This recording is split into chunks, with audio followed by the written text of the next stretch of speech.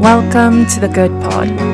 Today's podcast is presented by Dr. Barry Napier. If you'd like more information, please visit our website, christiandoctrine.com. Men do not have a feminine side.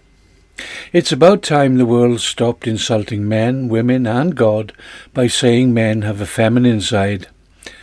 Women, that is natural women, have a feminine side. Men, natural men, do not. Men are men and women are women.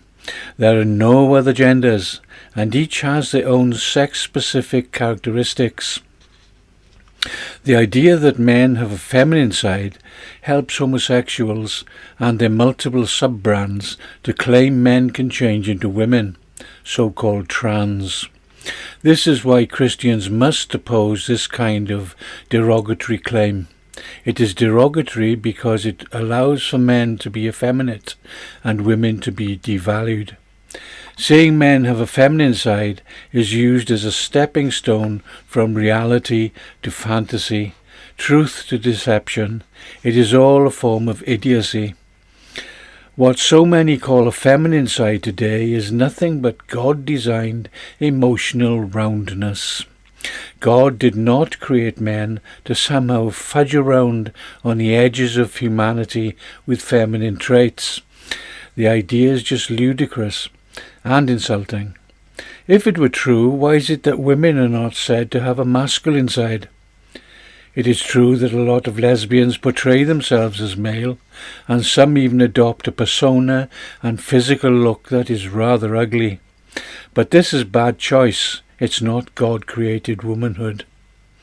And no one says anything. I find it crazily odd and alarming that Christians so readily hand over God-created traits and looks, etc., just to go along with homosexual lies and deception and moronic hypotheses. This is the century when people pretend they don't know what a woman is. Maybe they should ask those who went before, from the beginning of time, because suddenly no one knows what a woman is. Not even doctors and women. Man was created first and woman created afterwards to keep the man company, with man being the head of the household.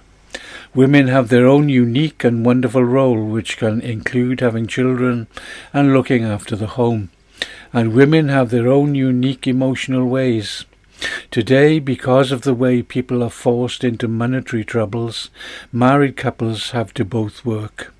Thus, both should share responsibilities for their homes. Raising children, cleaning and maintaining the home are part of this. Gender nonsense is not part of it. Though most modern men share these things with their wives, this in no way gives them a share of feminine attributes. It is just men doing chores in the home. It does not mean that they are thereby sharing feminine traits. Men are men, women are women.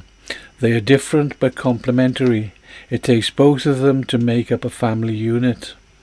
Two of the same sex are not a God-given family unit, but are in opposition to what God designed. To repeat, men are born that way, and women are born that way. Both are unique and don't share their biology. So, a man is created to be head of the home and spiritual care and take spiritual care of the family. By family, I mean a naturally born male and female who have children. The female, wife, is the designated helper of the male. In order for this to work, men and women have their own unique characteristics and personalities. Their feelings, too, are unique to their sex.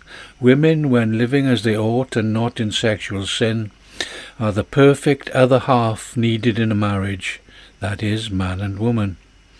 When men and women are not married but live together, which is an easy way to have illicit sex without taking the responsibility, the family is out of sync by several degrees. And same-sex marriages are fake, being unable to comply with what a marriage really needs. The input by both a natural male and a natural woman. nor can they raise children in a godly or natural manner, nor do they love each other, though they claim it. A man who adopts a feminine trait is not acting in a godly manner, and should be rebuked and led back to truth and what God created him to be. His male attributes are distinctly male, which is why children left to their own devices tend to act out their sex. Boys tend to play with guns or act out roughly. Girls play with dolls and are more gentle. Only when they are influenced by adults do they get confused, so-called, or act in a way not consistent with how God created them. Thus today many boys are subtly and sometimes grotesquely and openly taught to have a feminine side. This is to be condemned. It is not about playing at war or playing with dolls. It is about staying true to their respective created sexes and natures. So when a man shows feelings, it is because those feelings were created alongside his physical differences. They are not feminine, but male. Otherwise we end up with all the absurdities now found in the ever-growing homosexual movement, where men take down the barriers of a taboo set by God and then pretend it is their nature. No, it has been developed over time so as to accommodate a sexual sin. A man can wear the uniform of an army general, but if he has never been in the army, his outer facade will be fake and useless. The biological man who lives and acts like a man will fulfill what God intended for him, because it is the gender allocated to him by God. He will be naturally aggressive and assertive when needed to be, without being violent. He will make decisions that suit and protect his wife and family, all in a manly way, not with a feminine side. His emotions will be those of an adult male and not those copied from women by homosexuals. I have seen grown gay men break down in floods of tears when they try to move away from their created character and become over-emotional. This is the result of deliberately moving towards sexual sin, and may easily be the result of pretending to be male and yet acting out female parts. In this way they build up an increasing imbalance of mind, so break down easily. I find such men annoying and embarrassing, as well as sinful. There's so much more I could say, but the point of this podcast is simply to show that men do not have a feminine side. Those who grow up as natural males merely have emotions built into them by God. They are not feminine, therefore, but just how God made them, with balanced emotions and feelings, and not prone to copy the softer and more labile emotions of women.